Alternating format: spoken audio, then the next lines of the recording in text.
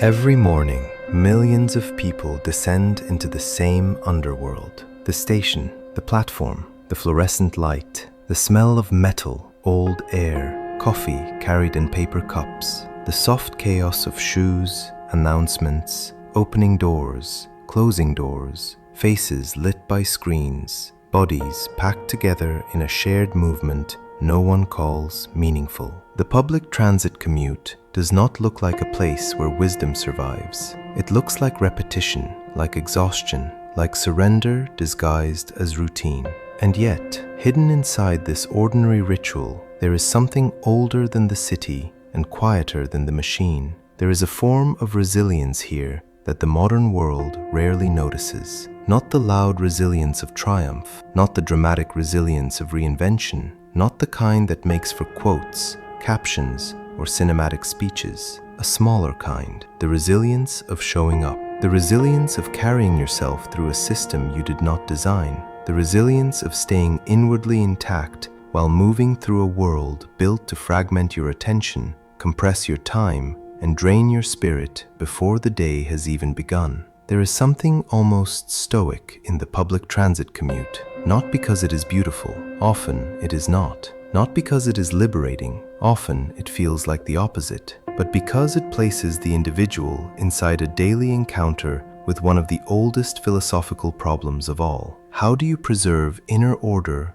in a world that does not care about your comfort? That was always the Stoic question. The Stoics did not promise control over circumstances. They promised something more modest and perhaps more difficult, the possibility of self-command inside unstable conditions. They drew a severe line between what belongs to us and what does not. Our judgments, our responses, our conduct, our attention, these are ours. Delays, crowds, noise, weather, bureaucracy, late trains, the moods of strangers, the architecture of the city, these are not. The commute confronts us with this distinction every single day. You do not control the train's delay. You do not control the stranger speaking too loudly into a phone. You do not control the child crying, the seat you did not get, the body pressed too close, the announcement you cannot quite hear, the cancellation that breaks your timing, the rain that soaked your shoes before you even arrived.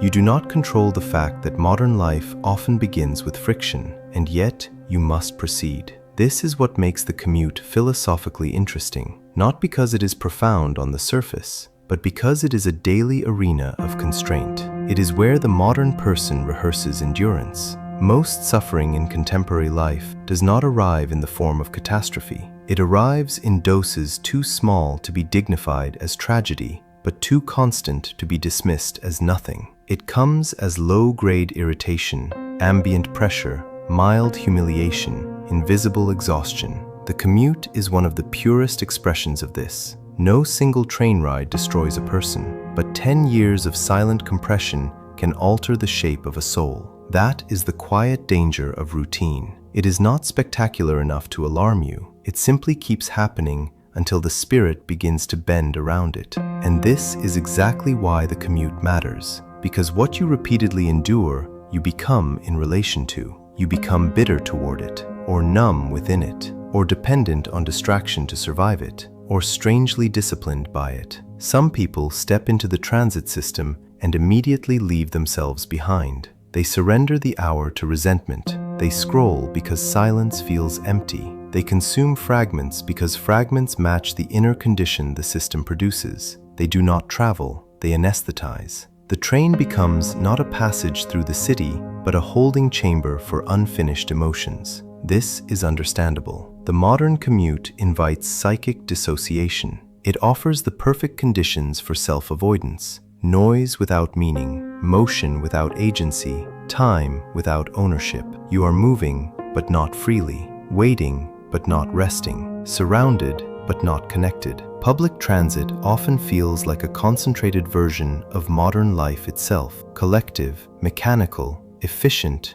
impersonal, and spiritually thin. And yet the Stoic insight begins precisely here, not in ideal conditions, but in compromised ones, not in the monastery, but on the platform. Because the Stoic does not wait for serenity to appear in the environment. He learns to practice a form of inward steadiness inside disorder. He does not ask the train to become sacred. He asks whether he can move through the profane without becoming inwardly ruined by it. That is a harder ambition, and maybe a more honest one. There is something quietly radical about treating the commute not as dead time, but as moral terrain, a test of temperament, a school of perception, a ritual in which the self is exposed to inconvenience and asked a simple question: will you be governed from the outside or not? This is not to romanticize overcrowding, exhaustion, or urban alienation. There is real structural cruelty in the design of many modern lives. Some commutes are not minor trials, but daily extractions of energy from the working body. Long distances, rising costs, delays, noise, overwork, and underslept mornings do not become noble simply because philosophy exists. Stoicism should never be used to baptize preventable suffering as character-building necessity. The system can still be unjust. But even inside unjust systems, there remains the question of posture, the inner bearing, the way one inhabits the unavoidable. And that is where Stoic resilience quietly enters. To commute with resilience is not to enjoy everything. It is not to smile at every delay like a saint of public infrastructure. It is not to pretend discomfort is pleasant or that alienation is secretly a gift. It is something more sober. It is to stop demanding that the world arrange itself according to your nervous system before you permit yourself dignity. It is to understand that frustration is often an attempt to negotiate with what has already happened. The train is late,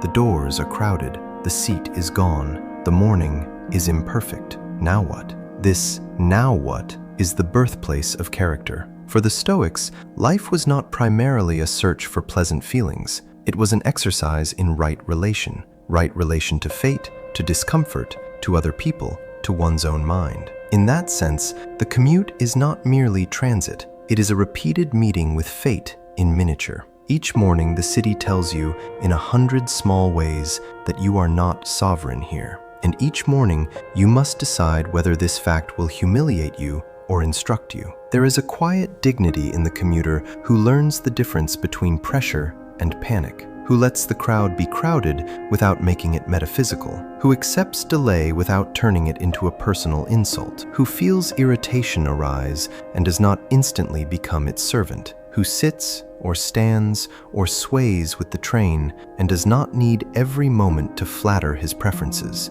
This kind of resilience is invisible because it produces no performance, no applause, no breakthrough montage, no reinvention arc. Only the subtle conservation of self. And that may be one of the most important forms of resilience in modern life, because so much of contemporary existence is defined not by dramatic tests, but by chronic exposure to the small, unbearable. Notifications, lines, delays, screens, crowds, noise, waiting, administrative absurdity, timetables, plastic coffee lids, meetings, the endless friction of systems. If a person cannot develop some philosophy for surviving repetition, the machinery of daily life will gradually colonize the interior. This is why the commute can become more than commute. It can become practice, a place to recover the ancient Stoic art of attention. Not the attention sold to advertisers, not the shattered attention trained by feeds,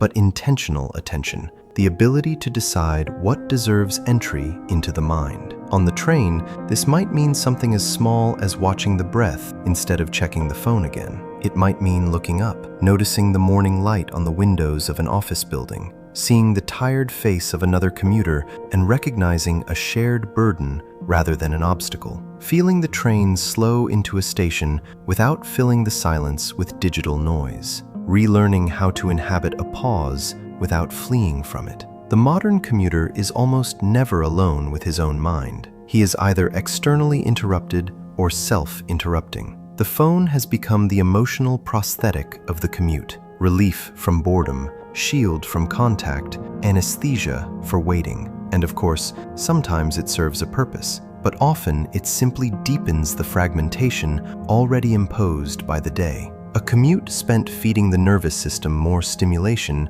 rarely restores the commuter. It only keeps him from noticing that he is depleted. Stoic resilience may begin with a more uncomfortable act, refusing to be entertained out of your own experience, sitting inside the ordinary, letting the boredom remain boredom, letting the noise be noise, letting the city reveal itself not as content, but as condition. This sounds small. It is not small, because a person who can endure an unfilled moment has already recovered something the age is trying to confiscate: interior freedom. That freedom does not mean escape from the train. It means escape from compulsory reactivity. It means the crowd does not automatically determine the weather of your soul. It means the delay does not own your consciousness for the next 40 minutes. It means you can still choose interpretation, still choose conduct, still choose whether this hour will be spent in resentment, sedation, observation, thought, gratitude, or simple endurance. This is where the commute begins to resemble a ritual of compression through which the self is either worn thin or tempered. There is, too, something morally clarifying about public transit itself. The car isolates. The commute by train or bus exposes. You stand among strangers of different ages, classes, languages, moods, incomes, and destinies. You are reminded, whether you like it or not, that society is not an abstraction. It is a pressed together fact. The old man with the shopping bag, the nurse half asleep after a night shift, the student rehearsing anxiety before an exam, the cleaner, the office worker, the immigrant mother holding a child, the man in a suit staring into nothing. For a brief span, all of them are carried by the same machine. There is a Stoic lesson here too: humility. You are not the center of the carriage. Your inconvenience is not the only inconvenience. Your fatigue is not unique. Your struggle, though real, is also common. This recognition can harden into cynicism. Everyone suffers, so no one matters. Or it can soften into solidarity. Everyone suffers, so conduct matters more. A Stoic commute is not only about self-regulation, it is also about the ethical texture of small actions inside shared discomfort. Making room, not shoving. Letting someone sit, keeping your volume low. Restraining the entitlement that arrives so easily when one is tired. Practicing civility without reward. The Stoics care deeply about virtue, not as private purity, but as public bearing. Who are you, they ask, when conditions are inconvenient? What kind of presence do you become inside friction? The commute answers every day. It answers in posture, gaze, patience, tone. It answers in whether you contribute one more grain of hostility to an already overburdened atmosphere, or whether you withhold it. And maybe that is why the commute, for all its deadness, remains strangely alive as a philosophical scene. It reveals the self under light pressure, not enough pressure to excuse collapse, just enough to expose habit. Who are you when no one is looking? Who are you when nothing interesting is happening? Who are you when life feels like a corridor between obligations? Most people imagine resilience as something activated only in emergencies, the diagnosis, the breakup, the job loss, the disaster. But there is another kind of resilience, less visible and perhaps more important because it determines the texture of most of a life. To remain inwardly coherent under conditions that are neither tragic nor fulfilling. The commute belongs to this category. It is one of the places where adults quietly prove what they can carry, not because they love carrying it, but because life, for now, requires it. And there is honor in that. Not romantic honor, not heroic honor, just the sober dignity of people who keep moving through impersonal systems without surrendering every part of themselves to irritation, distraction, or despair. Maybe this is the secret nobility of the morning train, that within its banality, it offers a hidden arena for the ancient work,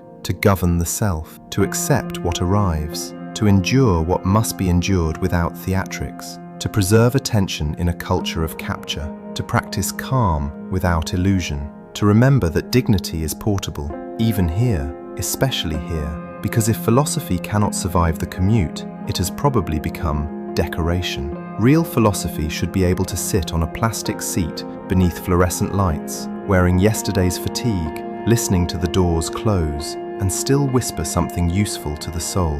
Not that the world is fair, not that the system is wise, not that suffering is always meaningful, And still, something in you remains yours, your bearing, your attention, your response, your refusal to let the machinery of the day fully dictate the condition of your mind. That is not transcendence. It is something quieter, a form of resistance so modest the age barely recognizes it. The resilience of the commuter who keeps a private order within public disorder. The resilience of the person who does not need ideal circumstances to practice steadiness. The resilience of someone who has understood, perhaps without naming it, that freedom is not always the absence of constraint. A person standing in transit, carrying a bag, carrying a life, carrying a mind through the machinery of the morning, and discovering that even here, in this most ordinary corridor of modern existence, the ancient discipline still survives.